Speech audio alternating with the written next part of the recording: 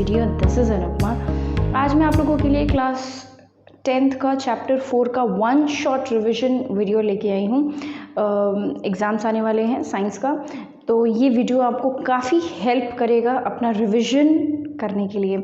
So without wasting any time let's start the chapter.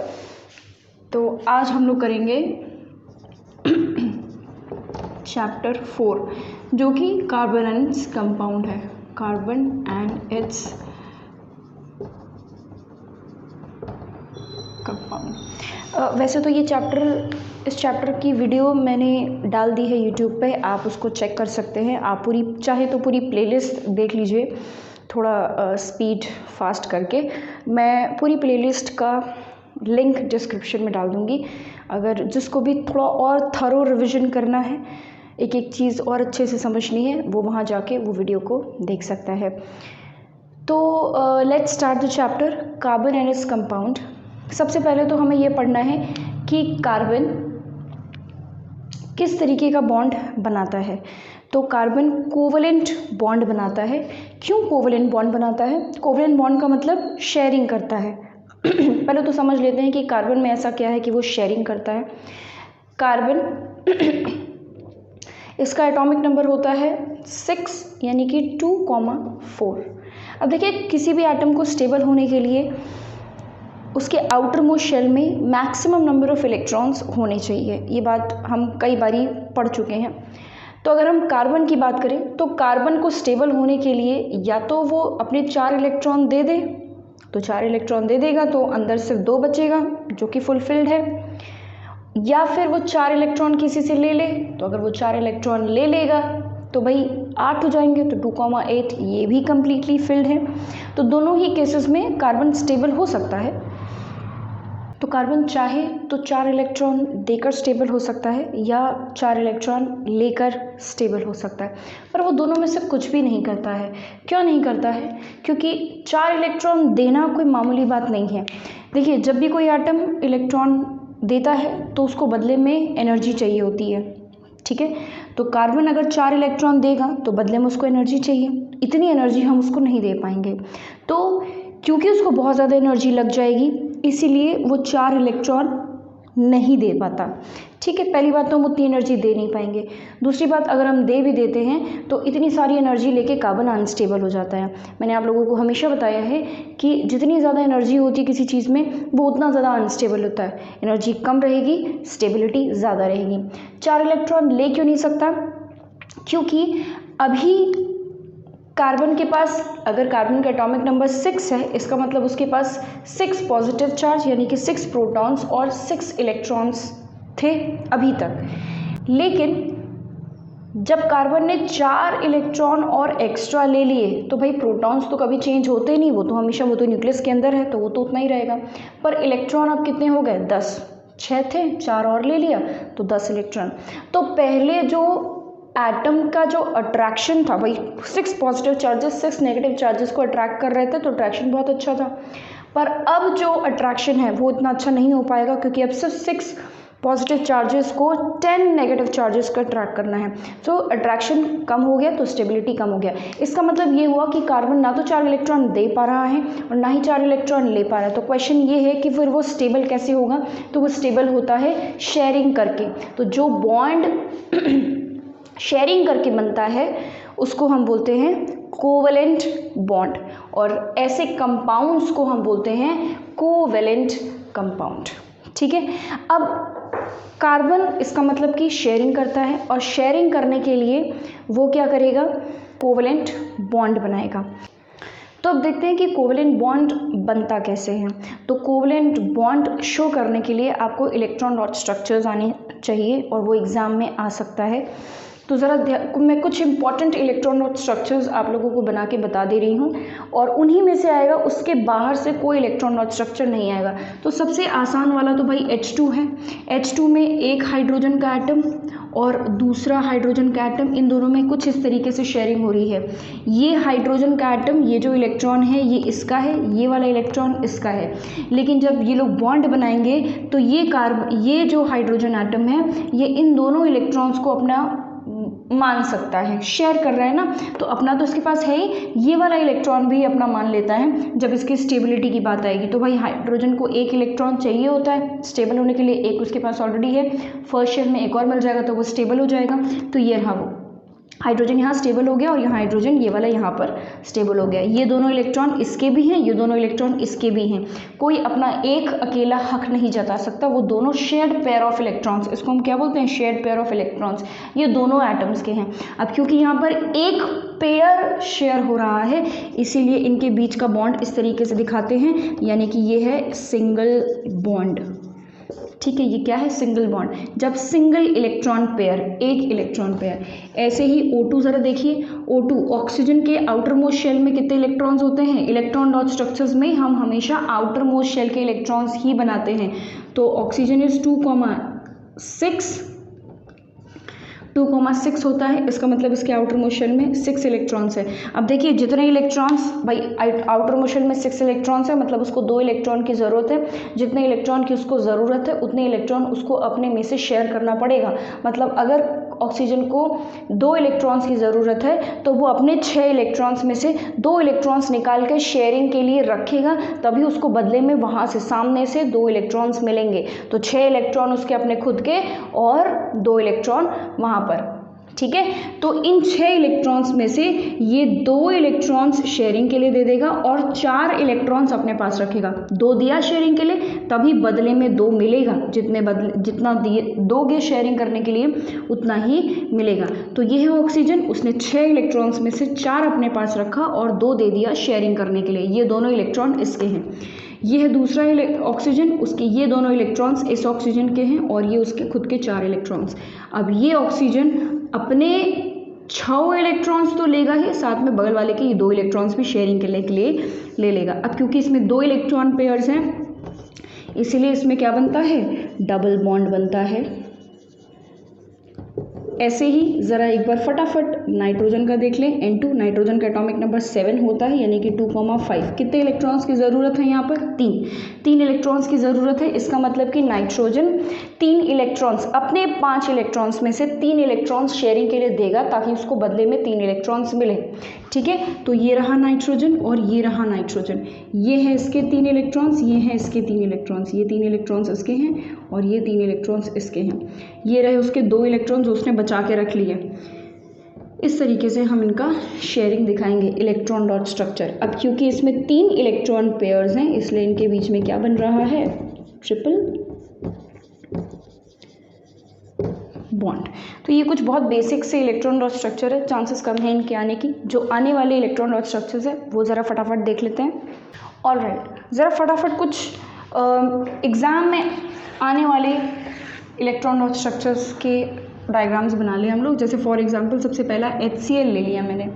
अब HCl में hydrogen है, hydrogen को 1 इलेक्ट्रॉन की ज़रूरत है और यहाँ पर क्लोरीन है, क्लोरीन को भी 1 इलेक्ट्रॉन की ज़रूरत होती है। 2,8,7, भाई क्लोरीन का एटॉमिक नंबर कितना होता है, 17। 2,8,7, 1 इलेक्ट्रॉन की ज़रूरत है। ठीक है, तो कुछ इस तरीके से क्लोरीन ने 7 उसके पास थे, 1 इलेक्ट्रॉन चाहिए तो 7 में से 1 इलेक्ट्रॉन शेयरिंग के लिए रखना पड़ेगा, बाकी 6 वो अपने पास रखेगा। बाकी 6 उसने अपने पास रख लिया, 1 दे दिया हाइड्रोजन के साथ शेयरिंग करने के लिए। तो कुछ इस तरीके से इलेक्ट्रॉन डॉट स्ट्रक्चर इनका बनेगा। ये है आपका HCl, 1 इलेक्ट्रॉन पेयर है इसलिए HCl में सिंगल बॉन्ड होता है। अगला देखते हैं H2O में। अच्छा, एक चीज़ और मैं आप लोगों को बता दूँ, जो भी एटम एक अकेला होगा उसको आप सेंटर में लिखिएगा। अब जैसे यहाँ पे ऑक्सीजन अकेला है, हाइड्रोजन 2 है, तो ऑक्सीजन हमारा सेंटर में आएगा। ठीक है, और हाइड्रोजन एक इधर लिख लीजिए, एक इधर लिख लीजिए। ऑक्सीजन अभी बताया, ऑक्सीजन को 2 इलेक्ट्रॉन्स की ज़रूरत होती है, 6 उसके पास हैं, 2 और चाहिए। तो भाई यहाँ पर उसके 2 इलेक्ट्रॉन्स की ज़रूरत पूरी करने के लिए 2 एटम्स भी हैं। तो ऑक्सीजन क्या करेगा, एक इसके साथ दे देगा और एक इसको दे देगा। यहाँ से एक बदले में मिल जाएगा, यहाँ से एक बदले में मिल जाएगा। ठीक है, बाकी उसने अपने 4 तो बचा के रखे ही हैं, है ना। 6 में से 4 उसने अपने पास बचा के रखा है, 2 दे दिया, बदले में 2 मिल गया, एक इसको दिया, एक इसको दिया। तो ये हाइड्रोजन भी स्टेबल हो गया है और ये आपका ऑक्सीजन भी स्टेबल हो गया है। ऑक्सीजन ध्यान रखिए यहाँ पर एक सिंगल बॉन्ड है, इन दोनों के बीच में अगर हम देखें तो एक सिंगल बॉन्ड है, और इन दोनों के बीच में अगर हम देखें तो यहाँ पर एक सिंगल बॉन्ड है। इसका मतलब क्या हुआ कि ऑक्सीजन वाटर में हाइड्रोजन के साथ सिंगल बॉन्ड बनाता है। आप ये मत समझिएगा कि यहाँ पे दो बॉन्ड्स बन रहे हैं तो डबल बॉन्ड बनेगा, गलत हो जाएगा। अगला देखते हैं NH3। फिर मैंने बताया जो अकेले आ रहा होगा उसको आप सेंटर में लिखेंगे, बाकी आप इस तरीके से लिख देंगे, ठीक है, साइड में। अब देखिए नाइट्रोजन है, नाइट्रोजन का एटॉमिक नंबर होता है 2,5, मतलब electronic configuration 2,5, atomic number 7। 3 electrons चाहिए तो 5 में से 3 शेयरिंग के लिए देना पड़ेगा और 2 अपने पास रख लेगा। तो ये 2 मान लीजिए उसने अपने पास रख लिए। अब 3 इलेक्ट्रॉन की ज़रूरत पूरी करने के लिए उसके पास 3 हाइड्रोजन भी तो है, एक ये रहा, एक ये रहा और एक ये रहा, और सबके सारे हाइड्रोजन के पास भी अपना एक इलेक्ट्रॉन है। तो ये सारे हाइड्रोजन जो है वो स्टेबल हो गए हैं और नाइट्रोजन को अंदर के सारे इलेक्ट्रॉन्स दे दीजिए, ठीक है। तो ये 2 उसके अपने पास खुद के थे, 1 2 3 जो उसने शेयरिंग करने के लिए दे दिए। उसके बाद फिर बदले में उसको ये बाकी 3 मिल गए। अब क्योंकि नाइट्रोजन ने हर हाइड्रोजन के साथ सिंगल बॉन्ड बनाया है, ध्यान से देखना, ठीक है, इन दोनों के बीच में, इस नाइट्रोजन और हाइड्रोजन के बीच में सिंगल बॉन्ड, इन दोनों के बीच में सिंगल, इनके बीच में सिंगल। तो ये रहा आपका NH3। अगला देखते हैं। आगे अगर आप देखें तो एक हम ये बना लेते हैं CH4, ठीक है। CH4 में कार्बन अकेला है तो भाई वो सेंटर में होगा, और 4 हाइड्रोजन हैं तो चारों को 4 अलग अलग जगह पर बना देते हैं। अब कार्बन का एटॉमिक नंबर होता है 6। अभी पूरा चैप्टर कार्बन के बारे में है, आपको पता होना चाहिए कि कार्बन को 4 इलेक्ट्रॉन्स की ज़रूरत होती है, ठीक है। तो कार्बन को 4 इलेक्ट्रॉन्स की ज़रूरत है, और 4 इलेक्ट्रॉन्स की ज़रूरत पूरी करने के लिए उसके पास 4 हाइड्रोजन भी है। और एक और चीज़, कार्बन का एटॉमिक नंबर होता है 6 यानी कि 2,4। उसको 4 इलेक्ट्रॉन की ज़रूरत है और उसके पास 4 ही इलेक्ट्रॉन है शेयरिंग करने के लिए, यानी कि कार्बन अपने 4 इलेक्ट्रॉन दे देता है शेयरिंग करने के लिए, अपने पास कोई इलेक्ट्रॉन नहीं रहता। तो अब कार्बन ने एक इसको दे दिया, एक इसको दे दिया, एक इसको दे दिया, एक इसको दे दिया, भाई 4 है हाइड्रोजन तो चारों के साथ शेयरिंग कर लेगा। अब हाइड्रोजन भी तो है, हाइड्रोजन के पास भी एक इलेक्ट्रॉन होंगे। ये रहा हाइड्रोजन, हाइड्रोजन, हाइड्रोजन, हाइड्रोजन और ये कार्बन। कोशिश करिए कि आप हाइड्रोजन जो कॉर्नर्स वाले हैं उनको आप सबसे पहले उनके गोले बना लें, तो बीच वाले का गोला बनाना आसान हो जाएगा। सेम इसी तरीके से CH4 की जैसे ही हम CCl4 बनाएंगे, ठीक है। ये है आपका मीथेन, अभी पढ़ लेंगे हम इसको। ये है आपका मीथेन और ये है आपका कार्बन टेट्रा क्लोराइड। नाम इसलिए बताया मैंने कि कई बार ये ऐसे सिंपल बोल देगा कि draw the electron dot structure of carbon tetra chloride, तो आपको पता होना चाहिए कि भाई कार्बन टेट्रा क्लोराइड होता क्या है। तो कार्बन टेट्रा मीन्स 4, तो 4 क्लोरीन है ना, इसलिए टेट्रा क्लोराइड। तो सेंटर में कार्बन रहेगा और 4 क्लोरीन एटम्स इस तरीके से आपके रह जाएंगे। अच्छा, इसमें ज़रा बॉन्ड स्ट्रक्चर भी बना ले। बीच में कार्बन है, हर हाइड्रोजन के साथ सिंगल बॉन्ड है, इसलिए इसका जो बॉन्ड स्ट्रक्चर होगा वो इस तरीके से होगा, ठीक है। अब इसमें क्लोरीन, मैंने हमेशा बताया है कि हमेशा आउटर मोस्ट शेल के इलेक्ट्रॉन्स आप मेंशन करेंगे। तो क्लोरीन के पास 7 आउटर मोस्ट इलेक्ट्रॉन्स है, तो सातों के सातों मेंशन करने हैं, जिसमें से उन 7 में से वो 6 अपने पास रखेगा और एक दे देगा शेयरिंग करने के लिए, ताकि उसको बदले में एक इलेक्ट्रॉन मिल जाए। तो ये रहा 1 2 3 4 5 6 अपने पास रख लिया, और एक कार्बन और क्लोरीन के बीच में आपने रख दिया। क्लोरीन अब शेयर करेगा, ये 6 उसके खुद के और एक सेंटर में, 6 उसके खुद के और एक सेंटर में। और कार्बन तो चारों दे देता है अपनी शेयरिंग करने के लिए, तो इधर एक देगा, यहाँ से बदले में एक मिलेगा, और यहाँ। हमेशा क्लोरीन बाहर वाले के इलेक्ट्रॉन डॉट स्ट्रक्चर्स मतलब कि गोले आप पहले बनाएं, ठीक है, उसके बाद फिर लास्ट में आपको कार्बन बना देना है। तो ये अब सेम जैसा CH4 बना था वैसे ही CCl4 भी बनता है, CCl4, ठीक है। ये कुछ इलेक्ट्रॉन डॉट स्ट्रक्चर्स मैंने आपको बना के बता दिए हैं। एक लास्ट और देख लीजिए, CO2 कार्बन डाइऑक्साइड का। कार्बन डाइऑक्साइड में कार्बन सिंगल है, 2 ऑक्सीजन है, तो कार्बन को बीच में लिखना है और ऑक्सीजन को अगल बगल लिख देना है। अब देखिए कार्बन के पास 4 आउटर मोस्ट शेल में 4 इलेक्ट्रॉन्स हैं और यहाँ पर लोग सिर्फ 2 ही हैं, तो कार्बन क्या करेगा, 2 इलेक्ट्रॉन्स इस ऑक्सीजन को दे देगा और 2 इलेक्ट्रॉन्स इस ऑक्सीजन को दे देगा। और ऑक्सीजन को भी 2 ही इलेक्ट्रॉन्स की ज़रूरत होती है ना। ऑक्सीजन का आउटर मोस्ट शेल में कितने इलेक्ट्रॉन्स है ऑक्सीजन का, ऑक्सीजन के आउटर मोस्ट शेल में कितने इलेक्ट्रॉन्स होते हैं, 6 होते हैं, ठीक है। उसको 2 की ज़रूरत होती है, तो 6 में से वो 4 अपने पास रख लेगा और 2 दे देगा शेयरिंग के लिए। 4 अपने पास रख लेगा और 2 दे देगा शेयरिंग करने के लिए। गोले बना ले आप, ये है ऑक्सीजन का गोला, ये है ऑक्सीजन का गोला और ये है कार्बन का गोला। तो अब ध्यान दो कि यहाँ पर कार्बन इस ऑक्सीजन के साथ कैसा बॉन्ड बना रहा है, single bond, double bond, double bond, 2 electron pairs हैं इसलिए डबल बॉन्ड, और यहाँ पर भी double bond, carbon dioxide. This was all about electron dot structures. Let's move on further. अब देखिए कोवलेंट बॉन्ड्स आपको समझ में आ गया। आयनिक और कोवलेंट बॉन्ड्स में डिफरेंस फटाफट कर लेते हैं। आयनिक और कोवलेंट बॉन्ड में क्या डिफरेंस होता है। आयनिक बॉन्ड अगर आपको याद है तो आयनिक बॉन्ड एक मेटल और एक नॉन मेटल में होता है जिसमें इलेक्ट्रॉन का ट्रांसफ़र होता है, transfer of electrons takes place. तो यहाँ पर आप यही लिख देंगे पहला पॉइंट कि ट्रांसफ़र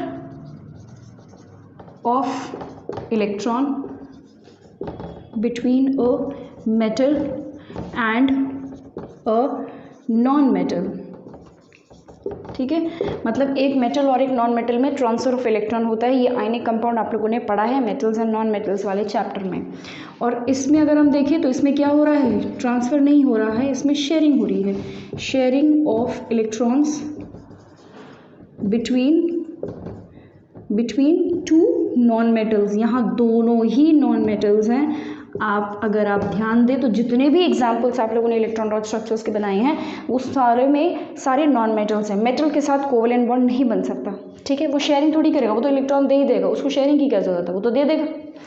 अच्छा, आयनिक कंपाउंड में हम लोगों ने ये पढ़ा था कि आयनिक कंपाउंड सॉलिड स्टेट में पाए जाते हैं। ऑब्वियसली एक पॉजिटिव चार्ज मेटल पॉजिटिव होते हैं, नॉन मेटल नेगेटिव। एक पॉजिटिव और एक नेगेटिव के बीच में अगर कोई बॉन्ड बनेगा तो वो बहुत स्ट्रॉन्ग होगा। Electrostatic force of attraction is very very strong. So that is why ionic compounds are found in solid state. वहीं कोवलेंट कंपाउंड आपके सॉलिड, लिक्विड और गैस तीनों ही स्टेट्स में पाए जा सकते हैं। अगर आप दूसरी जो प्रॉपर्टीज़ हम लोगों ने 4 प्रॉपर्टीज़ आयनिक कंपाउंड्स की पढ़ी थी जिसमें कि पहला सॉलिड स्टेट था, सॉलिड स्टेट भी लिख देते हैं, सॉलिड स्टेट। अगली प्रॉपर्टी जो हमने पढ़ी थी वो क्या थी, हाई मेल्टिंग पॉइंट, ठीक है, high melting point. Obviously melting point high होगा, फोर्स ऑफ अट्रैक्शन इतना स्ट्रॉन्ग है। तो कोवलेंट कंपाउंड में क्या होता है, लो मेल्टिंग पॉइंट, क्योंकि फोर्स ऑफ अट्रैक्शन इतना स्ट्रॉन्ग नहीं है। Although the compounds are very very stable, covalent compounds are very stable, but उनका मेल्टिंग पॉइंट थोड़ा सा लो होता है।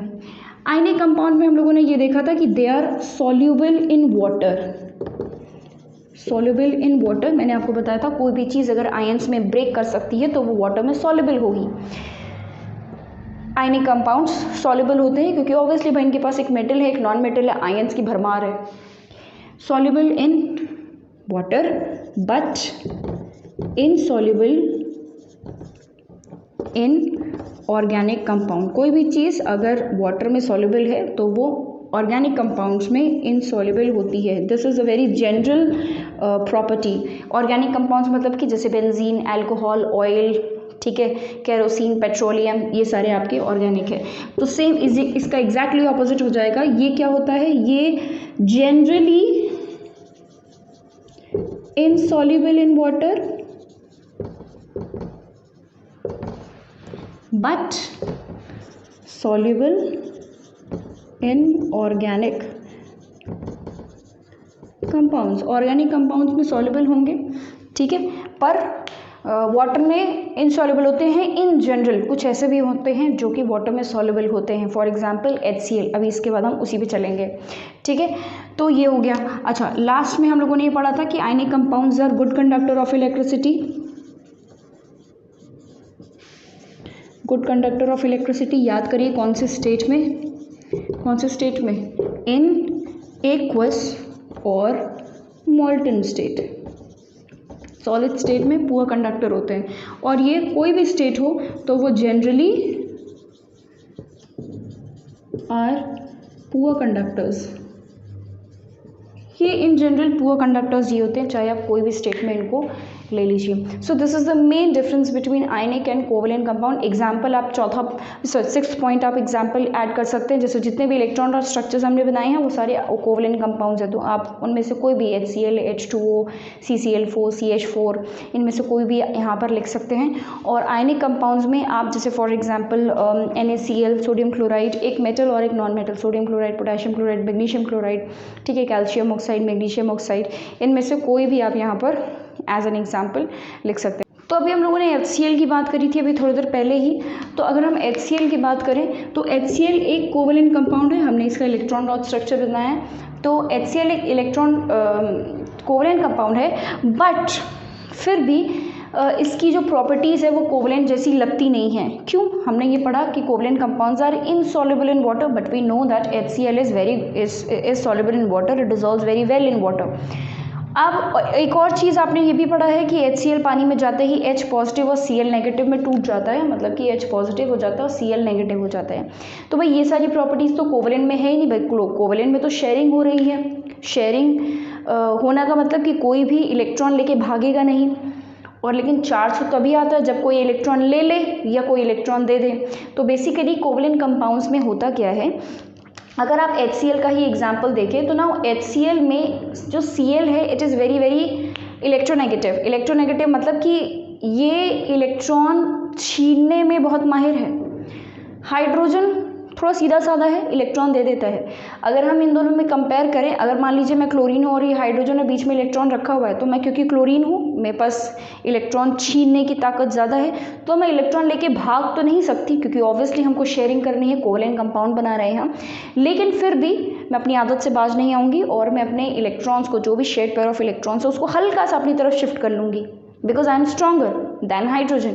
और हाइड्रोजन क्योंकि सीधा साधा है, वो इलेक्ट्रॉन देने पे बिलीव करता है, तो वो इलेक्ट्रॉन जाने देगा, लेके नहीं जा पाएगा कोई, लेकिन थोड़ा सा शिफ्ट हो जाएगा इलेक्ट्रॉन पेयर क्लोरीन की तरफ। अब क्योंकि क्लोरीन की तरफ हल्का सा शिफ्ट हो गया है, इसीलिए उसके ऊपर पार्शियल नेगेटिविटी आ जाती है, और हाइड्रोजन ने हल्का सा अपनी तरफ से दूर कर दिया है, इसीलिए पार्शियल पॉजिटिव। पॉजिटिव तब लगता है जब इलेक्ट्रॉन कोई दे देता है, इसने पूरी तरीके से नहीं दिया है, थोड़ा सा शिफ्ट कर दिया है, इसीलिए ये पार्शियल। ये साइन बनाया है मैंने आधा एज, इसको हम बोलते हैं पार्शियल। तो इस पे बेसिकली HCl में कोई इलेक्ट्रॉन ले नहीं रहा, ना ही कोई दे रहा है, पर क्योंकि इलेक्ट्रॉन किसी एक की तरफ शिफ्ट हो गया है, इसीलिए इन पे पार्शियल चार्ज आ जाता है। नाउ ऐसे कंपाउंड्स जिसमें, और ये तभी आएगा जब कोई एक बहुत ज़्यादा स्ट्रॉन्ग हो और दूसरा कोई बहुत कम स्ट्रॉन्ग हो, तो ऐसे कंपाउंड्स को हम बोलते हैं पोलर कोवेलेंट कंपाउंड्स। ठीक है, पोलर कोवेलेंट कंपाउंड्स हम इनको बोलते हैं। अगर दोनों सेम हो, मान लीजिए कि जैसे O2, अगर मैं O2 का एग्जांपल पूछूं तो मुझे ये बताइए कि क्या O2 पोलर होगा? क्या इसमें O2 मतलब कि दो ऑक्सीजन एटम, बीच में शेड पेयर ऑफ इलेक्ट्रॉन्स रखा हुआ है, दोनों की बराबर स्ट्रेंथ है, क्या कोई एक इलेक्ट्रॉन छीन पाएगा? नहीं। यानी कि O2 क्या है? Non polar. ठीक है, नॉन पोलर कोवेलेंट कंपाउंड। अब पोलर कोवेलेंट कंपाउंड और नॉन पोलर कोवेलेंट कंपाउंड में डिफरेंस क्या है? बहुत सिंपल है डिफरेंस, कुछ बहुत कोई खास बात नहीं है, ये आप लोगों ने पढ़ लिया है। अब क्योंकि पोलर, अब हम इसका डिफरेंस भी कर लेते हैं। ये है मान लीजिए कि पोलर, और यहाँ पर हम लिख लेते हैं non polar, polar and non polar. तो अगर हम पोलर एंड नॉन पोलर की बात करें तो पोलर कोवेलेंट कंपाउंड्स में सबसे पहली बात, बिकॉज वहाँ पे चार्ज है, तो हम यहाँ लिख सकते हैं दे, थोड़ा मार्कर मेरा चल नहीं रहा है, I don't know why, they have partial charge, इनके पास पार्शियल चार्ज होता है, और they do not have partial charge, इनके पास पार्शियल चार्ज नहीं होगा। सेकंड, अब क्योंकि इनके पास पार्शियल चार्ज है, चार्ज आ गया, मतलब कि they can conduct electricity, they can conduct electricity, और यहाँ पर पुअर कंडक्टर्स हैं ये, पुअर कंडक्टर्स हैं। थर्ड पॉइंट देखिए, क्योंकि पोलर में चार्ज है तो मैंने आपको बताया है कि अगर कोई भी चीज़ चार्ज है तो मतलब कि वो वाटर में सॉल्युबल होगी। तो हम यहाँ पे लिख देते हैं स्पैरिंगली सॉल्युबल। स्पैरिंगली सॉल्युबल मतलब कि ठीक ठाक सॉल्युबल हो जाता है, बहुत बढ़िया नहीं पर ठीक ठाक। तो स्पैरिंगली सॉल्युबल इन वाटर और ये इनसॉल्युबल इन वाटर। ठीक है, तो ये कुछ 3 मेन डिफरेंसेस हो गए। हम इसमें स्टेट का डिफरेंस नहीं लिखेंगे और मेल्टिंग पॉइंट बॉइलिंग पॉइंट का भी डिफरेंस नहीं लिखेंगे। ठीक है, तो ये आप अब इसमें एग्जाम्पल लिख सकते हैं भाई, एग्जाम्पल भी लिखवा दें। एग्जाम्पल अगर आप लिखें, पोलर में आपका H2O HCl, ये कुछ पोलर कोवलेंट कंपाउंड्स है। इसमें जितने भी आपके ये गैसेस होते हैं O2 N2 H2, ये सब के सब आपके नॉन पोलर में आते हैं। अब देखिए कार्बन के बारे में इतनी चर्चा हो रही है तो इसका मतलब कि कार्बन में कुछ ना कुछ स्पेशल चीज़ तो होगी। तो फटाफट समझते हैं कि यूनिक प्रॉपर्टीज़ ऑफ कार्बन, ऐसी क्या खास बात है कार्बन में कि कार्बन के बारे में पूरा चैप्टर बन गया। तो पहली यूनिक प्रॉपर्टी है कैटिनेशन। कैटिनेशन का मतलब क्या हुआ? It is a property of an atom to form bond with another atom of the same kind. मतलब ऑक्सीजन, जैसे ऑक्सीजन के साथ ही बॉन्ड बना ले। या ये भी बहुत सिंपल डेफिनेशन में ये भी लिख सकते हो आप कि self linking property of an atom. Self linking property of an atom is called catenation. Self linking मतलब कि अपने ही साथ बॉन्ड बनाना, ऑक्सीजन के साथ बना ले, कार्बन के साथ बना ले, हाइड्रोजन के साथ बना ले, सल्फर के साथ बना ले। ठीक है, अब कैटिनेशन कार्बन के अलावा और भी एलिमेंट्स के साथ पाया जाता है। जैसे आपने देखा हुआ है, क्या देखा है, जैसे H2 तभी तो बनेगा जब हाइड्रोजन में कैटिनेशन होगी। कम है, बहुत कम है, सिर्फ 2 ही हाइड्रोजन जुड़े हैं पर है तो कैटिनेशन। O3 O2 S8 बहुत अच्छा एग्जाम्पल है। S8 ये एक कैटिनेशन शो कर रहा है, एक एलिमेंट जो कि कैटिनेशन शो कर रहा है। बाकी और कार्बन, अब कार्बन के तो बड़े सारे एग्जाम्पल है।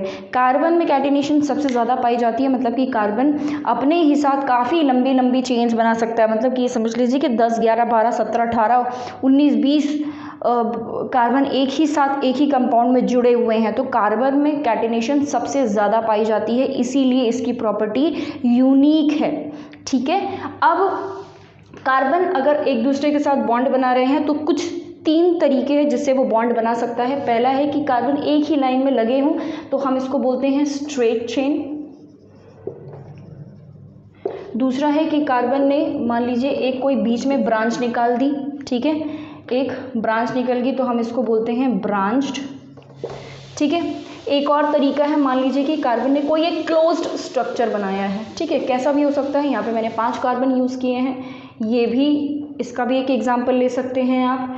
ठीक है, इसका भी कोई भी क्लोज्ड स्ट्रक्चर, तो कोई भी क्लोज्ड स्ट्रक्चर अगर आप बनाते हैं तो हम उसको बोलते हैं साइक्लिक या फिर रिंग स्ट्रक्चर। तो ये 3 टाइप्स के स्ट्रक्चर्स कार्बन कैटिनेशन की प्रॉपर्टी होने के वजह से बना पाता है, जिसमें कि लंबी चेन्स बनी रहेंगी, कहीं लंबे ब्रांचेस निकले हुए हैं, कहीं बड़ा सा एकदम बहुत सारी कार्बन का एक रिंग स्ट्रक्चर, क्लोज्ड स्ट्रक्चर बना दिया गया है। तो ये कैटिनेशन की property is very important carbon के लिए। दूसरी प्रॉपर्टी है टेट्रावैलेंसी। टेट्रावैलेंसी का मतलब, टेट्रा मतलब क्या होता है, अभी मैंने बताया था 4, तभी कार्बन टेट्राक्लोराइड CCl4 को हम कार्बन टेट्राक्लोराइड। टेट्रा मतलब 4, वैलेंसी मतलब आपको पता है। इसका मतलब ये हुआ कि कार्बन की वैलेंसी क्या है, 4। अब कार्बन की वैलेंसी 4 है, ये हम लोगों ने पढ़ लिया है। कैटिनेशन में 4 इलेक्ट्रॉन उसको चाहिए होता है, इसलिए वो 4 इलेक्ट्रॉन शेयरिंग के लिए दे देता है। तो कार्बन की वैलेंसी 4 है। मतलब कि अगर हाइड्रोजन आते हैं कार्बन के साथ बॉन्ड बनाने के लिए तो कार्बन को 4 हाइड्रोजन चाहिए होंगे, क्योंकि हर हाइड्रोजन से वो एक इलेक्ट्रॉन लेगा। ठीक है, ओके, ये हो गई कार्बन की कैटिनेशन और टेट्रावैलेंसी। ये दोनों उस कार्बन की बहुत ही यूनिक प्रॉपर्टी है। यहीं से निकल के आता है आपका एक और चीज़, मैं इसके आगे बता देती हूँ, वो है सैचुरेटेड एंड अनसैचुरेटेड हाइड्रोकार्बन्स। तो अब हाइड्रोकार्बन्स क्या होते हैं? कि जितने भी कंपाउंड्स जिसमें कि कार्बन और हाइड्रोजन प्राइमरीली कंपाउंड बना रहे हों, ठीक है। जैसे फॉर एग्जांपल कि ये है कार्बन, मान लीजिए मैंने चार कार्बन की एक चेन ले ली। मान लीजिए कि मैंने 4 कार्बन की एक चेन ले ली। अब कार्बन, इस कार्बन और इस कार्बन में एक बॉन्ड है। इस बॉन्ड का मतलब मैंने आपको बताया था, सिंगल बॉन्ड मतलब सिंगल इलेक्ट्रॉन पेयर, ठीक है। क्या कार्बन की वैलेंसी सेटिस्फाइड है? नहीं। कैसे चेक करोगे आप? कार्बन की वैलेंसी तभी सेटिस्फाई होगी जब उसके आसपास वो 4 बॉन्ड बना रहा हो। अभी हमने पढ़ा ना टेट्रा वैलेंसी, मतलब कि 4 बॉन्ड्स, 4 बॉन्ड अगर आपको दिख रहे हैं तो इसका मतलब कि कार्बन सेटिस्फाइड है। यहाँ पर कार्बन सेटिस्फाइड नहीं है क्योंकि उसको सिर्फ एक ही बॉन्ड मिला है अभी बनाने के लिए, उसकी एक ही वैलेंसी पूरी हुई है, चारों नहीं पूरी हुई है। तो अपनी चारों वैलेंसी को पूरी करने के लिए कार्बन हाइड्रोजन के साथ फॉर्म कर सकता है बॉन्ड, ठीक है। तो जैसे यहाँ पर एक कार्बन था, एक बॉन्ड उसके पास ऑलरेडी था, 3 और की ज़रूरत है, तो हमने 3 हाइड्रोजन लगा के उसके बॉन्ड बना दिया। Now this carbon is satisfied, valency is satisfied.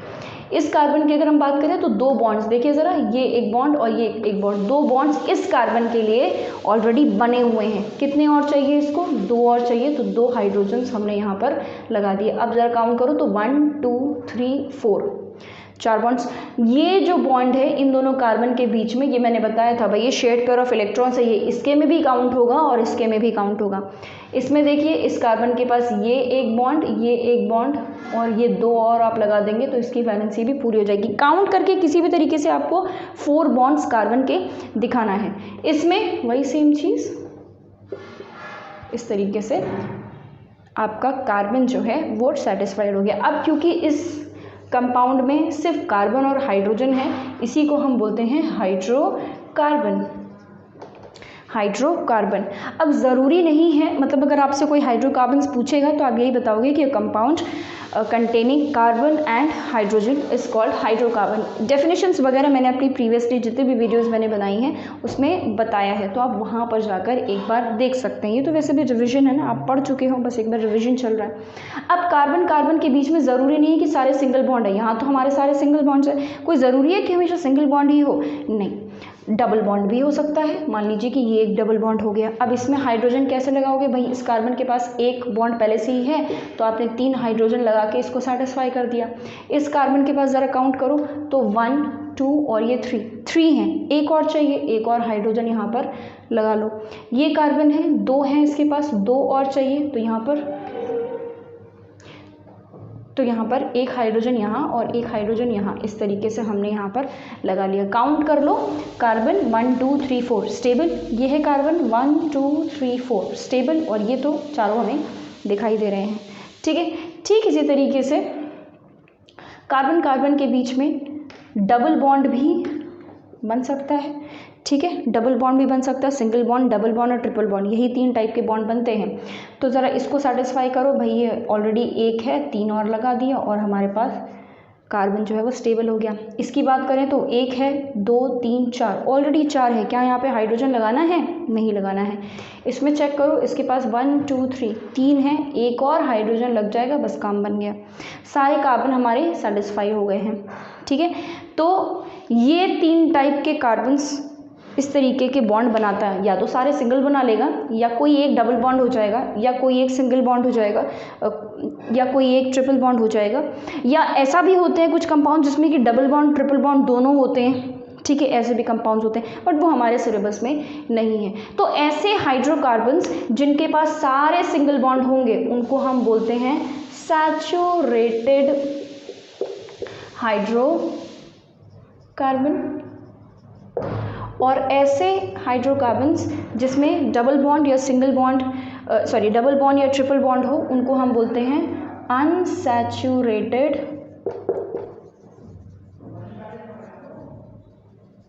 Hydrocarbons. Saturated hydrocarbons and unsaturated hydrocarbons, ठीक है।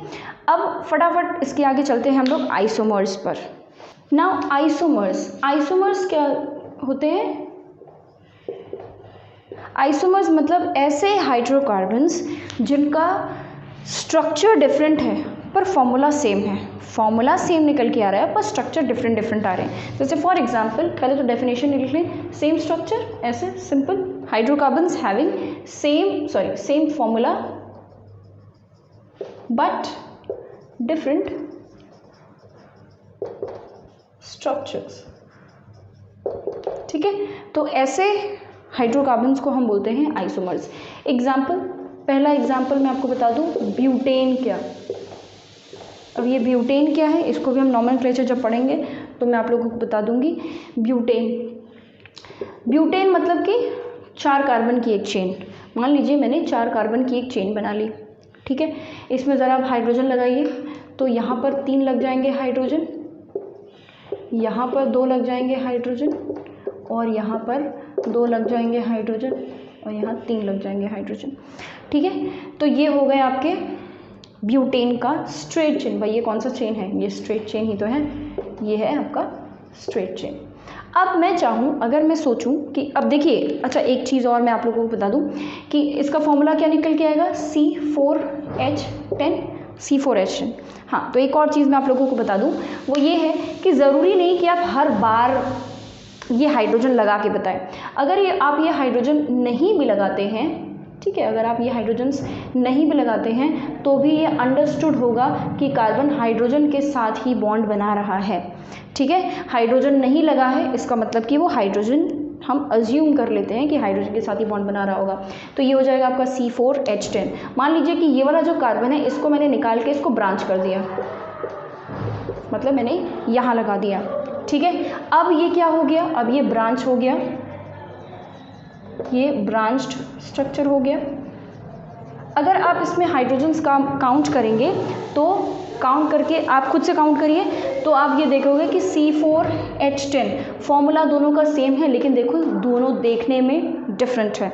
सो नेक्स्ट देखते हैं पेंटेन के आइसोमर्स। तो देखिए पेंटेन के 3 आइसोमर्स बनते हैं और ये तीनों आइसोमर्स आपको याद होने चाहिए। पेंट मतलब कि 5 कार्बन की चेन, तो ये 5 कार्बन की चेन मैंने बना दी। अगर आप इसमें हाइड्रोजन लगा के इसका फॉर्मूला निकालोगे तो C5H12 आएगा। ठीक है, ये एक स्ट्रेट चेन है। एक ये पहला आइसोमर है। दूसरा आइसोमर मैं इस तरीके से बना सकती हूँ कि मैं ये वाला कार्बन निकाल कर इसको किसी दूसरे कार्बन पर ले जाके फिक्स कर दूँ। ठीक है, तो एक तरीका ये भी है कि मैं इस तरीके से बना लूँ। जब मैं इस तरीके से बनाऊंगी तो भी जब आप फॉर्मूला निकालेंगे हाइड्रोजन सारे लगाकर तो C5H12 ही आएगा।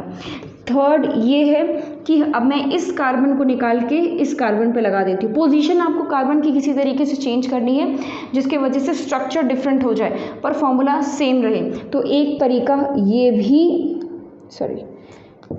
भी बन जाएगा।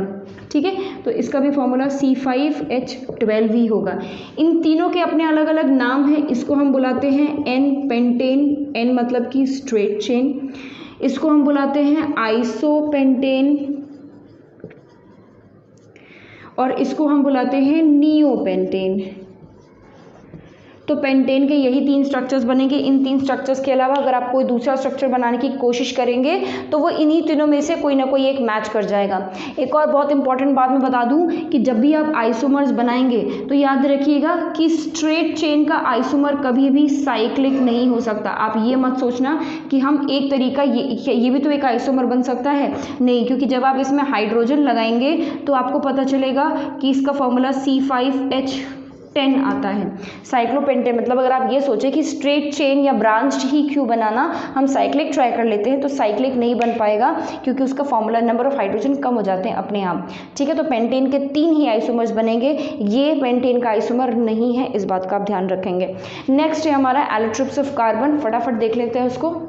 एलोट्रोप्स ऑफ कार्बन, आप लोगों ने अभी तक 2 एलोट्रोप्स तो पढ़े ही होंगे, कहीं ना कहीं पर तो ज़रूर पढ़ा होगा। याद नहीं है तो सुना तो लगेगा ही आपको। हमें यहाँ पर 3 एलोट्रोप्स ऑफ कार्बन पढ़ने हैं। पहला है हमारा डायमंड, दूसरा है हमारा ग्राफाइट, इन दोनों के बारे में तो लगभग सबको पता ही होगा। तीसरा है हमारा C60 जिसको बकमिंस्टर फुलरन भी बोलते हैं। ठीक है, बकमिंस्टर फुलरन, मिंस्टर है ये, मिनिस्टर नहीं है, ध्यान रखना है इस बात का। ठीक है। तो मेन तो हमारा डायमंड एंड ग्राफाइट में ही हम लोगों को यहाँ पर डिफरेंस पढ़ना है कि भाई डायमंड, अच्छा पहले तो ये समझ ले कि एलोट्रोप्स होते क्या हैं। ये है डायमंड और ये है ग्राफाइट, ठीक है। पहले तो समझिए कि एलोट्रोप्स क्या होते हैं। एलोट्रोप्स का मतलब क्या होता है, सिर्फ कार्बन के ही नहीं होते हैं, एलोट्रोप्स ऑक्सीजन के भी होते हैं और भी बाकी एलिमेंट्स के भी होते हैं, लेकिन क्योंकि कार्बन का चैप्टर है तो ऑब्वियसली हम लोग एलोट्रोप्स ऑफ कार्बन पढ़ रहे हैं। एलोट्रोप्स का मतलब क्या होता है कि जिसका केमिकल कंपोजिशन सेम हो। केमिकल कॉम्पोजिशन मतलब कि वो जिन चीज़ों से बना है, जिन एलिमेंट से बना है वो सेम हो, लेकिन उनकी प्रॉपर्टीज़ डिफरेंट हो, उनको हम बोलते हैं एलोट्रोप्स। उनका फॉर्म डिफरेंट हो, ठीक है, उनको बोलते हैं एलोट्रोप्स। जैसे फॉर एग्जांपल कार्बन। अब कार्बन के 3 मेन एलोट्रोप्स हैं, diamond, graphite and C60। Diamond और ग्राफाइट के बारे में हमने सुना हुआ है तो उसके बारे में डिस्कस करें अगर हम, तो डायमंड भी कार्बन से बना है और ग्राफाइट भी कार्बन से बना, मतलब दोनों का केमिकल कॉम्पोजिशन सेम है, कार्बन से बने हैं, लेकिन प्रॉपर्टीज़ में बहुत सारी डिफरेंस है, दोनों एकदम 2 डिफरेंट फॉर्म्स हैं, ठीक है। तो वही हमें देखना है कि क्या क्या डिफरेंसेस है और क्यों। अब देखिए डायमंड की 2 मेन प्रॉपर्टी हम लोगों को पता है जो कि ग्राफाइट में नहीं है। वो क्या है कि diamond is very strong, it is the hardest known substance, whereas graphite is very soft, it is slippery, it is brittle, it can be broken very easily। दूसरी चीज़ कि graphite is very good conductor of electricity, हम लोगों ने पढ़ा है carbon की rods हम लोग इलेक्ट्रोलिसिस में लगाते हैं, ग्राफाइट की ही रॉड होती है वो, ठीक है।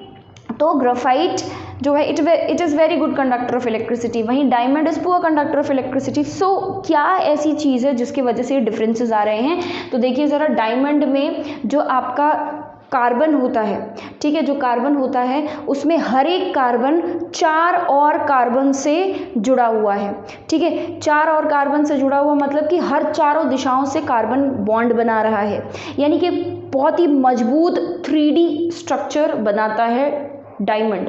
तो यहाँ पे हम लिख सकते हैं कि each carbon atom is attached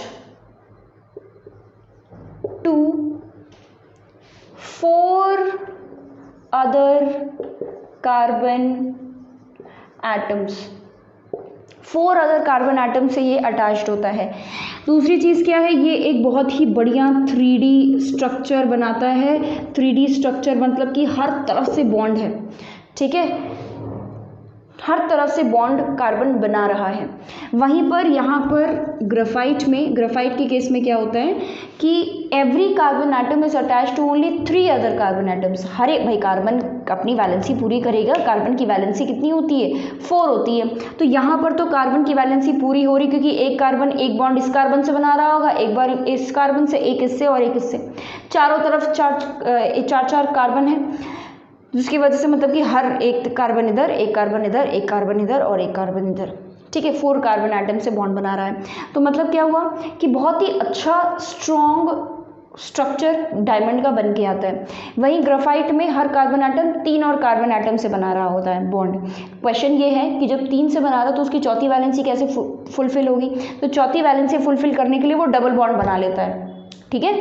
तो ग्राफाइट में आप ये लिख देंगे, फर्स्ट पॉइंट है ये, ग्राफाइट में ये लिख सकते हैं कि each carbon atom forms bond with 3 other carbon atom, ठीक है, 3 और अदर कार्बन एटम से बनता है। और ये एक किस तरीके का बॉन्ड बनाता है, ये एक 2D स्ट्रक्चर बनाता है, ठीक है, it forms a 2D structure. ये 3D स्ट्रक्चर बना रहा है, ये 2D स्ट्रक्चर बना रहा है। नंबर ऑफ बॉन्ड्स यहाँ पर ज़्यादा है, यहाँ पर नंबर ऑफ बॉन्ड्स कम है, जिसकी वजह से उतना स्ट्रॉन्ग बॉन्डिंग यहाँ पर नहीं देखी जाती। इसमें अगर मैं इसका स्ट्रक्चर बनाऊँ तो देखिए, ये एक कार्बन है, यह है एक दूसरे कार्बन से अटैच्ड है, ये दूसरे कार्बन से, ये दूसरे कार्बन से, ये दूसरे। अब देखिए हर कार्बन एटम 4 और कार्बन से अटैच्ड है, इसलिए ये वाला कार्बन एटम भी 4 और कार्बन एटम से अटैच्ड होगा, ठीक है। ये कार्बन एटम 1 2 3 4, इस तरीके से सारे कार्बन एटम्स 4 कार्बन एटम्स से अटैच्ड होते हैं। वहीं ग्राफाइट का ये स्ट्रक्चर होता है, यह है कार्बन, दूसरा, तीसरा, चौथा, ठीक है। यह एक कार्बन 1 2 3, इस तरीके से एक स्ट्रक्चर यहाँ पर बन के आता है।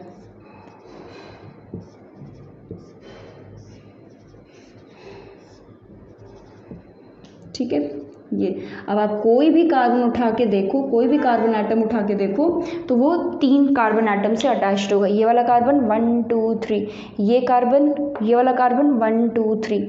ठीक है, हर कार्बन एटम 3 और कार्बन एटम से अटैच्ड है। ठीक है, इसीलिए अब देखो एक और चीज़ नोटिस करिए, यहाँ पर एक हेक्सागन बन रहा है। हेक्सागन मतलब हेक्स मतलब 6 फेसेस का एक पॉलीगन बन रहा है, हेक्सागन बन रहा है। इसीलिए ये 2D स्ट्रक्चर बनाता है और क्या बनाता है, हेक्सागनल एरे। एरे का मतलब क्या, प्लेन। ठीक है, एक प्लेन पे होता है ये। ठीक है, तो ये ग्रेफाइट और डायमंड की कुछ प्रॉपर्टीज हो गई। तीसरी चीज, डायमंड जो है वो पुअर कंडक्टर ऑफ इलेक्ट्रिसिटी है। ठीक है, पुअर कंडक्टर ऑफ इलेक्ट्रिसिटी है। क्योंकि ऐसा क्यों है, क्योंकि इसके पास सारे सिंगल बॉन्ड्स हैं, जितने भी बॉन्ड्स हैं सारे बॉन्ड्स सिंगल सिंगल है, और सिंगल बॉन्ड के जो इलेक्ट्रॉन है वो मूव नहीं कर पाते, एकदम बहुत स्ट्रांग बॉन्ड है, इलेक्ट्रॉन बंधे हुए हैं, मूव नहीं कर पाएंगे।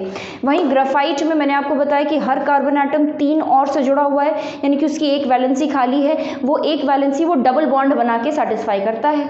ठीक है, तो मान लीजिए कि अगर ये कार्बन है, एक इससे बनाया, एक इससे बनाया, एक इससे बनाया, 3 बॉन्ड्स ही सेटिस्फाई हुए हैं 4 में से, सिर्फ 3 ही, तो चौथा में वो क्या करेगा, बॉन्ड बना लेगा, डबल बॉन्ड, किसी 3 में से किसी एक के साथ वो डबल बॉन्ड बना लेगा। ये जो डबल बॉन्ड के जो इलेक्ट्रॉन्स होते हैं ये बड़े ही आवारा टाइप के होते हैं, मतलब कि बड़े मनचले टाइप के होते हैं, कहीं भी घूमते रहते हैं। ठीक है, और हमने पढ़ा है कि फ्लो ऑफ इलेक्ट्रॉन्स का मतलब ही क्या होता है कि इलेक्ट्रिसिटी कंडक्ट हो रही है। जहाँ पर इलेक्ट्रॉन्स फ्लो कर सकते हैं वहाँ पर इलेक्ट्रिसिटी कंडक्ट होती है, इसीलिए it is a good conductor of electricity.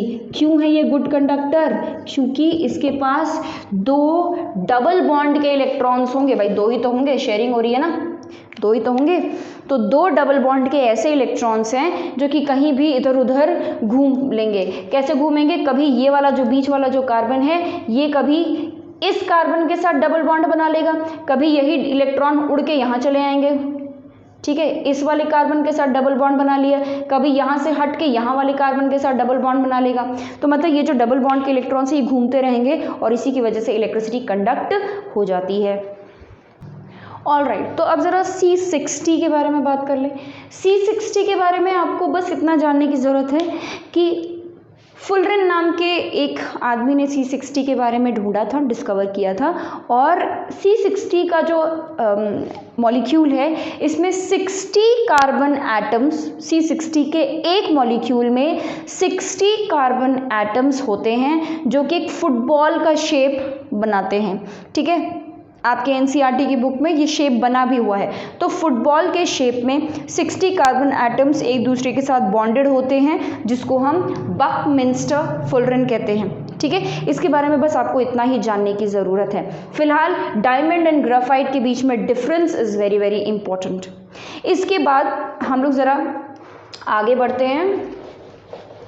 Next है हमारा nomenclature, which is obviously very very very important.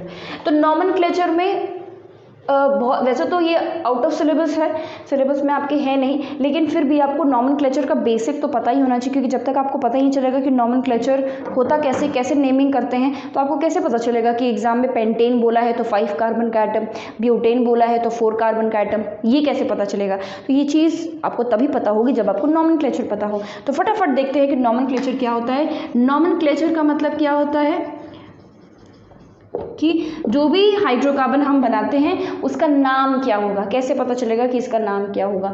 ठीक है, तो IUPAC देता है नॉमेनक्लेचर, इसी का दिया हुआ है नॉमेनक्लेचर। यही एक ऑथराइज्ड ऑर्गेनाइजेशन है जो कि कंपाउंड्स के नाम डिसाइड करता है। अगर किसी हाइड्रोकार्बन में एक कार्बन है, अगर किसी हाइड्रोकार्बन में एक कार्बन है तो हम उस हाइड्रोकार्बन का नाम लिखते हैं मेथ। ठीक है, ये क्या है, ये रूट नेम है, यहाँ लिख देती हूँ, ये क्या है, रूट नेम। रूट नेम मतलब कि मेन नाम जो होगा वो मेथ होगा। अब इसके आगे आप इसका सरनेम पीछे कुछ आगे पीछे लगाओगे, बट मेन नाम होगा मेथ। अगर 2 है तो एथ, 3 है तो प्रॉप, 4 है तो ब्यूट, 5 है तो पेंट, अभी हम लोगों ने पेंटेन और ब्यूटेन बनाया, ठीक है। 6 है तो हेक्स, 7 है तो हेप्ट, और 8 हैं अगर तो ऑक्ट, ठीक है। तो इस तरीके से आपको इन सब का यूज़ करके नॉमेनक्लेचर करना है। एक और चीज़ मैं आप लोगों को बता दूं, अगर किसी हाइड्रोकार्बन में सिंगल बॉन्ड है, सारे सिंगल बॉन्ड है, तो हम उसके पीछे लगाते हैं एन, ठीक है। ये सफिक्स है। सफिक्स का मतलब क्या हुआ? सफिक्स मतलब जो पीछे लगता है, ठीक है, जो पीछे लगता है। अगर मेन नाम के पीछे कोई चीज़ लगाई जा रही है तो वो क्या होता है? सफिक्स होता है। जैसे कि आप लोगों ने मीथेन पढ़ा है, तो मेथ इसका रूट नेम है और पीछे एन लगाया है क्योंकि सारे के सारे सिंगल बॉन्ड होते हैं मीथेन में, ठीक है। अगर इसके आगे कोई चीज़ लगानी होती है जैसे क्लोरोपेंटेन, ठीक है, तो वो होता है, उसको बोलते हैं प्रीफिक्स। प्री मतलब पहले होता है ना, तो प्रीफिक्स। तो सिंगल बॉन्ड है तो एन, डबल बॉन्ड अगर है तो इन, और ट्रिपल बॉन्ड अगर है तो आइन, ठीक है। अब जैसे मान लीजिए कि मेरे पास ये 4 कार्बन की चेन है जिसमें कि एक डबल बॉन्ड लगा है, तो 4 कार्बन का मतलब ब्यूट, तो मैं यहाँ पर ब्यूट लिख दूंगी। सारे सिंगल बॉन्ड है, एक डबल बॉन्ड है, तो मतलब कि इन, इसका नाम क्या हो गया? ब्यूटीन हो गया। अगर यहीं पर मैंने एक कार्बन कम कर दिया तो इसका नाम क्या हो गया? प्रोपीन हो गया। यहीं पर अगर मैंने ट्रिपल बॉन्ड लगा दिया तो इसका नाम हो जाएगा प्रोपाइन, है ना, ट्रिपल बॉन्ड में प्रोपाइन। सारे सिंगल बॉन्ड होते तो क्या होता है इसका नाम? प्रोपेन, ठीक है। तो ये हो गया आपका नॉमेनक्लेचर। बहुत ज़्यादा नहीं पूछा जाता, बट बेसिक्स आपको पता होना चाहिए कि किस तरीके से हम एन, इन, आइन लगाते हैं। Let's move on to functional group. Okay, so अब देखिए फंक्शनल ग्रुप भी आपके सिलेबस में नहीं है, बट फिर भी आई वुड एडवाइज़ कि आप फंक्शनल ग्रुप पढ़कर ही जाएं, क्योंकि होमोलोगस सीरीज़ पढ़ने के लिए आपको फंक्शनल ग्रुप पता होना चाहिए, ठीक है। तो ज़रा देखते हैं फंक्शनल ग्रुप क्या होता है। पहले तो समझते हैं फंक्शनल ग्रुप क्या होते हैं। देखिए, जो भी हाइड्रोकार्बन है, अगर उस हाइड्रोकार्बन में, हाइड्रोकार्बन मतलब क्या होता है? हाइड्रोजन और कार्बन से बना हुआ कंपाउंड। अगर हाइड्रोकार्बन में हाइड्रोजन की जगह पर कोई दूसरा एटम या ग्रुप ऑफ एटम आ जाता है तो वो पूरे हाइड्रोकार्बन की प्रॉपर्टी चेंज कर देता है, ठीक है। जैसे मान लो कि कोई एक हाइड्रोकार्बन था जिसमें 2 कार्बन की कोई एक हाइड्रोकार्बन थी जिसमें हाइड्रोजन्स लगे हुए थे, उसमें से एक हाइड्रोजन को निकाल कर मैंने मान लीजिए लगा दिया है OH, group of atom, oxygen और हाइड्रोजन का एक ग्रुप लगा दिया, OH लगा दिया, ठीक है। अब ये OH क्या करेगा? पूरे हाइड्रोकार्बन की प्रॉपर्टी चेंज कर देगा। अब पूरे हाइड्रोकार्बन की प्रॉपर्टी OH के अकॉर्डिंग चलेगी। OH जिसके साथ रिएक्शन करना चाहेगा उसके साथ रिएक्शन करेगा, और जिसके साथ नहीं करना चाहेगा उसके साथ नहीं करेगा, ठीक है। एग्जाम्पल के तौर पे मान लीजिए कि कोई 2 कंपाउंड लिया है, एक कंपाउंड में 2 कार्बन है और एक में 10 कार्बन है, ठीक है। एक 2 कार्बन का हाइड्रोकार्बन है और एक 10 कार्बन्स का हाइड्रोकार्बन है। दोनों में से मैंने एक एक हाइड्रोजन को हटा के इसमें भी एक OH लगा दिया और इसमें भी एक OH लगा दिया, दोनों में OH लगा दिया, ठीक है। OH लगाने से पहले दोनों की प्रॉपर्टीज़ मैंने देखा कि डिफर कर रही थी, केमिकल रिएक्शन डिफरेंट थे, उनके फिजिकल प्रॉपर्टीज़ डिफरेंट थी। लेकिन जैसे ही मैंने OH लगाया वैसे दोनों की प्रॉपर्टी अब सेम हो गई, और दोनों की प्रॉपर्टी अब कौन रेगुलेट कर रहा है? OH के अकॉर्डिंग अब दोनों की प्रॉपर्टी चेंज हो गई। तो फंक्शनल ग्रुप आर एटम्स और group of atoms which get attached to the hydrocarbon in place of a hydrogen and change the property of the hydrocarbon, उसकी पूरी प्रॉपर्टी चेंज कर देगा, ठीक है, और अपने अकॉर्डिंग पूरी प्रॉपर्टीज चेंज करेगा। तो फंक्शनल ग्रुप्स वो होते हैं। हमें कुछ 5 फंक्शनल ग्रुप्स पढ़ने हैं, ठीक है, 1 2 3। पहला है हमारा हैलोजेंस, ठीक है, हैलोजेंस। अब हैलोजेंस आप लोगों ने पीरियोडिक क्लासिफिकेशन में मैंने आप लोगों को बताया था, उसकी वीडियो में डाल चुकी है, 1 शॉट वीडियो, आप ज़रूर उसको जाके देखें। तो उसमें मैंने आप लोगों को बताया था कि पीरियोडिक टेबल में ग्रुप 17 में हैलोजेंस को रखा गया है, जैसे फ्लोरीन, क्लोरीन, ब्रोमीन और आयोडीन। तो हैलोजेंस अगर किसी हाइड्रोजन के जगह पर फ्लोरीन लग जा रहा है, क्लोरीन लग जा रहा है, ब्रोमीन लग जा रहा है या फिर आयोडीन लग जा रहा है, तो अब यहाँ पे मैं नाम भी बता दे रही हूँ, उसका नाम क्या रखा जाएगा? तो उसका नाम रखा जाएगा, जैसे फ्लोरीन लगा है तो फ्लोरो, क्लोरीन लगा है तो क्लोरो, ब्रोमीन लगा है तो ब्रोमो, और आयोडीन लगा है तो आइडो। ठीक है, पीछे मैंने डैश लगाया है, मतलब क्या कि ये सब क्या है, ये सब प्रीफिक्स है। प्रीफिक्स का मतलब ये मेन नाम के पहले आएंगे। फॉर एग्जांपल मान लीजिए अगर मैंने ये 3 कार्बन का कोई हाइड्रोकार्बन ले लिया है और यहाँ पर मैंने क्लोरीन लगा दिया है। ठीक है, तो 3 कार्बन है मतलब कि प्रॉप होगा, सारे सिंगल बॉन्ड है यानी कि एन होगा।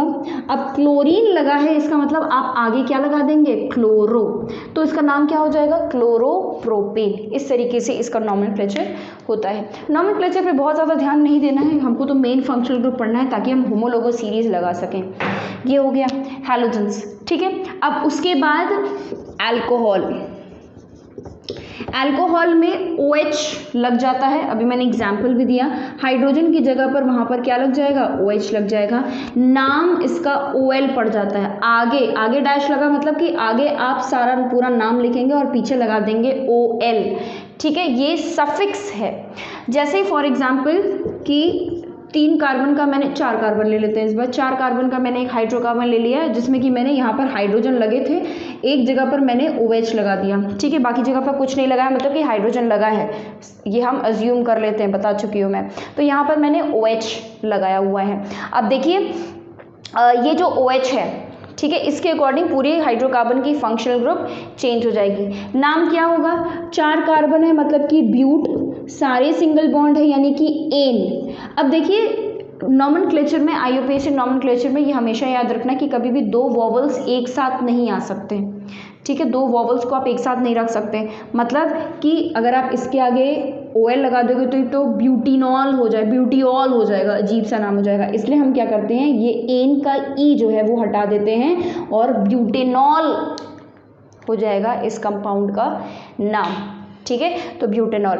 जब भी कहीं एन इन आइन लगाएंगे और उसके साथ कोई सफिक्स लगा रहे होंगे जिसके पास वॉवल होगा तो 2 वॉवल्स एक साथ नहीं आएंगे, इसीलिए हम जो आपका एन इन आइन में से लास्ट वाला ई रिमूव कर देते हैं। अगला देखिए एल्डिहाइड।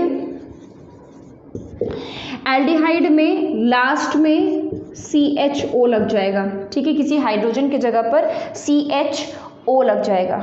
ठीक है, नाम इसका हम लिखते हैं AL या पूरा एल्डिहाइड ही लिख देते हैं। जैसे कि फॉर एग्जांपल मिथेनाल्डिहाइड, फॉर्मल्डिहाइड, बेंजाल्डिहाइड। ठीक है, पूरा नाम एल्डिहाइड, पूरा नाम लिख दिया हम लोगों ने। अब क्या होता है, अब इसका नाम देखो, जैसे मान लीजिए कि ये 3 कार्बन की चेन थी, इसमें मैंने CHO लगा दिया। ठीक है, ध्यान यहाँ देना है ये कि एल्डिहाइड अपने साथ ऑलरेडी एक कार्बन लेकर आता है। ठीक है, तो अगर मैं इसका नाम आपसे पूछूंगी तो आप इसका कार्बन भी काउंट करेंगे, भाई ये भी तो कार्बन है, तो टोटल कार्बन, ये नहीं कि पहले 3 थे तो अब हम 3 प्रोपेन ही लिखेंगे, नहीं, अब आप क्या लिखेंगे, पहले 3 थे लेकिन फंक्शनल ग्रुप लगाने के बाद एक और कार्बन बढ़ गया है, तो टोटल कार्बन कितने हो गए हैं, 4, यानी कि ये क्या होगा, ब्यूट होगा।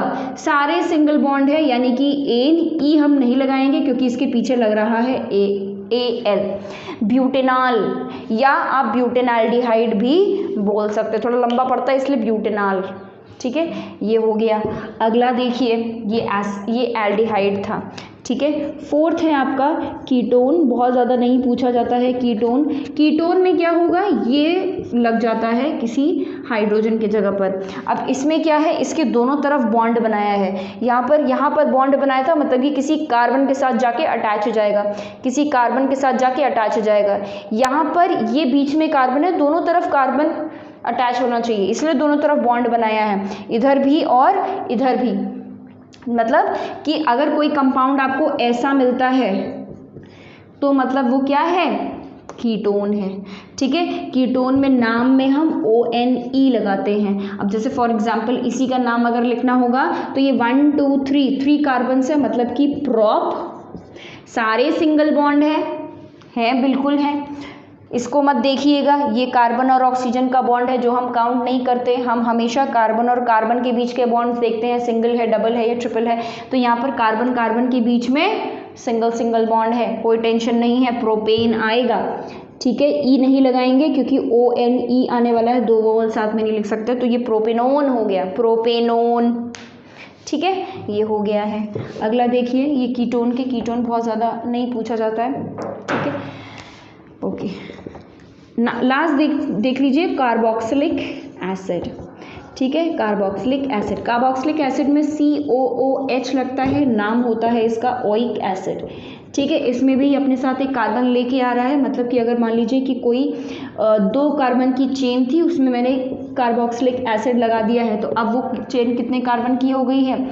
3 कार्बन की हो गई है। आप इसका कार्बन काउंट करेंगे नॉमेनक्लेचर में, तो यानी कि अब ये क्या हो गया है, इसका नाम हो जाएगा प्रोप, सारे सिंगल बॉन्ड है, यानी कि एन और ओइक लग जाएगा, प्रोपेनोइक एसिड, ठीक है, ये हो गया propanoic acid. So this is all about functional groups, और उनका नॉमेनक्लेचर भी साथ साथ में मैंने बता दिया है। लास्ट एक टॉपिक बचा है हमारा होमोलोगस सीरीज, फटाफट उसको खत्म कर लेते हैं। लास्ट टॉपिक हमारा इस चैप्टर का है और वो है होमोलोगस सीरीज। होमोलोगस सीरीज जैसे आप लोगों ने मैथ्स में AP पढ़ा है वैसा ही सेम होता है। AP में क्या होता है, A B C एक सीरीज होता है जिसमें कि कॉमन डिफरेंस सेम होता है D, ठीक है। आप D A में ऐड करो B मिल जाएगा, B में D ऐड करो C मिल जाएगा, C में D ऐड करो और आपको आगे नेक्स्ट मेंबर मिलता चला जाएगा। तो homologous series is a type of series in which यहाँ पर जो कॉमन डिफरेंस होता है वो क्या होता है, कॉमन डिफरेंस CH2 का होता है, ठीक है, CH2 मतलब हर पहले मेंबर में, प्रीसीडिंग मेंबर में CH2 ऐड करेंगे, आपको नेक्स्ट मेंबर मिल जाएगा। अब कुछ एग्जांपल्स कर लेते हैं, जैसे फॉर एग्जांपल अगर मैंने आपको बोला एल्केन्स, एल्केन्स मतलब एल्क मतलब हाइड्रोकार्बन होता है और एन मतलब सिंगल बॉन्ड, ठीक है। तो ऐसे हाइड्रोकार्बन जिसमें सारे सिंगल बॉन्ड्स हैं, तो पहला मेंबर कौन होगा इसका, CH4, भाई एक सिंगल कार्बन का यही पहला मेंबर होगा। इसमें CH2 ऐड करिए, CH2, तो नेक्स्ट मेंबर क्या हो जाएगा, ऐड करेंगे तो क्या हो जाएगा, C2H6 आएगा, तो अगला मेंबर हो गया C2H6, ठीक है। इस तरीके से आपको CH2 ऐड करते जाना है और आपको नेक्स्ट मेंबर मिलता जाएगा। एक और देख लो, अगला C3H8 हो जाएगा, ऐसे ही C4H10 हो जाएगा, ठीक है। इस तरीके से ये आगे चलता रहेगा। उसके बाद फिर एक और एग्जाम्पल एल्काइंस, ठीक है, एल्कीन देख लेते हैं पहले। एल्कीन में क्या होगा, डबल बॉन्ड, तो डबल बॉन्ड बनाने के लिए अगर पहला मेंबर हमें निकालना हो तो उसके लिए हमें 2 कार्बन तो मिनिमम चाहिए ही। डबल बॉन्ड एल्कीन का मतलब double bond between 2 carbon atoms, तो एटलीस्ट 2 कार्बन तो चाहिए ही। तो पहला मेंबर इसका क्या हो जाएगा, इस कार्बन की वैलेंसी सेटिस्फाई करिए, देखिए तो ये क्या हो जाएगा C2H4, तो पहला मेंबर इसका क्या निकला C2H4। अगला मेंबर इसमें CH2 ऐड करेंगे तो C3H6, C4H8, C5H10 और इस तरीके से आगे चलते रहेंगे। यहाँ ध्यान ये देना है कि एल्केन्स में पहले मेंबर में 1 कार्बन, एल्कीन में 2 कार्बन और ऐसे ही एल्काइंस में पहले मेंबर में भी 2 कार्बन होगा। देखिए एल्काइन मतलब ट्रिपल बॉन्ड और ट्रिपल बॉन्ड 2 कार्बन्स के बीच में मिनिमम 2 कार्बन्स तो हमें चाहिए ही चाहिए। तो C2H2 इसमें CH2 ऐड करिए तो क्या हो जाएगा, ये C3H4, C4H6, C5H8 dot dot dot, इस तरीके से ये 3 होमोलोगस सीरीज आपके मेन हैं जो आपको एग्जाम में पूछे जाने के चांसेस हैं। 2 और मैं आप लोग 3 अल्कोहल का बता देती हूँ। अल्कोहल में क्या होता है कि कोई हाइड्रोकार्बन होगा जिसमें कि OH अटैच हो जाएगा, तो पहला मेंबर क्या होगा, ये मीथेन ही तो होगा, H ये मीथेन है, इसमें एक हाइड्रोजन हट के क्या लग गया, OH लग गया, तो इसको मैं क्या लिख सकती हूँ, CH3OH लिख सकते हैं। तो पहला मेंबर अल्कोहल के होमोलोगस सीरीज का CH3OH होता है, ठीक है। अब इसमें CH2 ऐड करेंगे तो क्या हो जाएगा, C2H5OH, C3H7OH dot dot dot, इस तरीके से आपका बढ़ता चला जाएगा। ध्यान ये रखना है कि जब भी आप CH2 ऐड करेंगे तो फंक्शनल ग्रुप में CH2 मत ऐड करिएगा। जो आपका दूसरा पार्ट है एल्काइल ग्रुप, इसको हम एल्काइल पार्ट बोलते हैं, एल्काइल ग्रुप, ठीक है, ये फंक्शनल ग्रुप है, ये एल्काइल, एल्क मतलब हाइड्रोकार्बन अभी बताया, तो फंक्शनल ग्रुप में नहीं ऐड करना है, एल्काइल ग्रुप में आपको CH2 ऐड करना है। अल्कोहल हो गया, एल्डिहाइड, एल्डिहाइड में CH3 पहला मेंबर, और उसके बाद फिर एल्डिहाइड का ज़रा पहले देख लेते हैं। एल्डिहाइड में पहला मेंबर क्या होगा एल्डिहाइड का, देखिए पहला मेंबर एल्डिहाइड का ये होता है CHO होता है फंक्शनल ग्रुप एल्डिहाइड का। यहाँ पर हम क्या लगा दें, H लगा दें, तो CHO, HCHO, ठीक है, ये है हमारा पहला मेंबर। ठीक है, CHO हमारा एल्डिहाइड था, इसके बगल में हमने बॉन्ड खाली था, हमने क्या लगा दिया, हाइड्रोजन लगा दिया, तो HCHO एल्डिहाइड का पहला मेंबर होता है। याद रखना ये क्या है, मिथेनाल्डिहाइड या मिथेनॉल, ठीक है, ये हो गया मिथेनॉल, तो HCHO। और अभी मैंने बताया फंक्शनल ग्रुप में CH2 ऐड नहीं करना, CH2 इसमें ऐड करना है, तो नेक्स्ट मेंबर CH3CHO हो जाएगा, अगला मेंबर C2H5CHO हो जाएगा, और इस तरीके से आगे चलता रहेगा। कार्बोक्सिलिक एसिड देख लेते हैं, कार्बोक्सिलिक एसिड का पहला मेंबर क्या होगा, कार्बोक्सिलिक एसिड का पहला मेंबर क्या होगा, ऐसे जैसे इसमें हुआ वैसे ही COOH होता था, यहाँ पर आप H लगा देंगे, COOH, ये फंक्शनल ग्रुप है और बॉन्ड खाली था, वहाँ पर हमने क्या लगा दिया, हाइड्रोजन। ठीक है, अगला मेंबर जब आप निकालेंगे तो हाइड्रोजन में CH2 ऐड करेंगे, इसमें नहीं, तो ये क्या हो जाएगा CH3COOH, ऐसे ही C2H5COOH। अब देखिए होमोलोगस की कुछ इंपॉर्टेंट प्रॉपर्टी। होमोलोगस में एक चीज़ आपको ध्यान रखनी है, पहली चीज़ तो CH2 का डिफरेंस होता है, दूसरी चीज़ ये कि होमोलोगस सीरीज़ में जो फिजिकल प्रॉपर्टीज़ होती है सिर्फ वो चेंज करती है और केमिकल प्रॉपर्टीज़ सेम रहती है। मतलब ये जितने भी आपने मेंबर्स बनाए हैं इनकी फिजिकल प्रॉपर्टी डिफरेंट होगी पर केमिकल प्रॉपर्टी सेम होगी। क्यों? क्योंकि नेचर ऑफ बॉन्ड सेम है, सब में सिंगल सिंगल बॉन्ड है। फिजिकल प्रॉपर्टीज़ जो है वो नंबर ऑफ कार्बन पे या एल्काइल ग्रुप पे डिपेंड करती है। एल्काइल ग्रुप मतलब कि ये वाला ग्रुप, ठीक है, इस पे डिपेंड करती है। तो फिजिकल प्रॉपर्टी चेंज हो, एल्काइल ग्रुप चेंज हो रहा है, मतलब एल्काइल ग्रुप मतलब नंबर ऑफ कार्बन चेंज हो रहा है, यहाँ पे 1 कार्बन का, यहाँ 2 कार्बन का है। एल्काइल ग्रुप चेंज हो रहा है, लेकिन नेचर ऑफ बॉन्ड सब में सिंगल सिंगल बॉन्ड है, वो चेंज नहीं हो रहा। इसलिए होमोलोगस सीरीज में फिजिकल प्रॉपर्टीज चेंज होती हैं और केमिकल प्रॉपर्टीज चेंज नहीं होती हैं। इसमें ज़रा देखिए, इसमें सब में अल्कोहल है, सब में OH है, मतलब इनकी प्रॉपर्टीज OH के अकॉर्डिंग होगी, मतलब कि सबकी प्रॉपर्टीज सेम होगी। इसमें जो आपका चेन है वो चेंज हो रहा है और फिजिकल प्रॉपर्टी इसी पे डिपेंड करता है, चेंज पे, इसीलिए चेन पे, और फिजिकल प्रॉपर्टीज़ इसी पे डिपेंड करती है कि चेन कितनी लंबी है। ठीक है, ये एल्काइल ग्रुप कैसा है, तो यहाँ पे एल्काइल ग्रुप जो है वो डिफरेंट है। एल्काइल ग्रुप मतलब ये वाला ग्रुप, ये है एल्काइल ग्रुप, और ये क्या है, फंक्शनल ग्रुप। तो एल्काइल ग्रुप फिजिकल प्रॉपर्टीज़ बताता है, बदलती जाएंगी, इसलिए फिजिकल प्रॉपर्टीज़ भी बदलती जाती हैं। फंक्शनल ग्रुप किसी भी होमोलोगस सीरीज़ में सेम रहता है, वो चेंज नहीं होती, इसलिए केमिकल प्रॉपर्टीज़ भी चेंज नहीं होती। So I am winding up this video here. I hope that this video will help you out for doing the revision of this chapter. And in case कोई topic छूट गया, वैसे I have covered most of the topic, लगभग सब cover कर लिए हैं, लेकिन उसके बाद भी अगर आपको कोई डाउट होता है तो you just have to put it in the comment section, I will definitely answer it. And for more of these videos you can subscribe to the channel if you are new to this channel, and I come up with videos of class 9, 10th and 11th chemistry. If you are already a subscriber, then thank you so much for being such a great supporter. Thank you and bye bye, and thank you for watching this video and for your support, and all the best for your exam. Do well and score very good marks. All the best to all of you. Bye bye.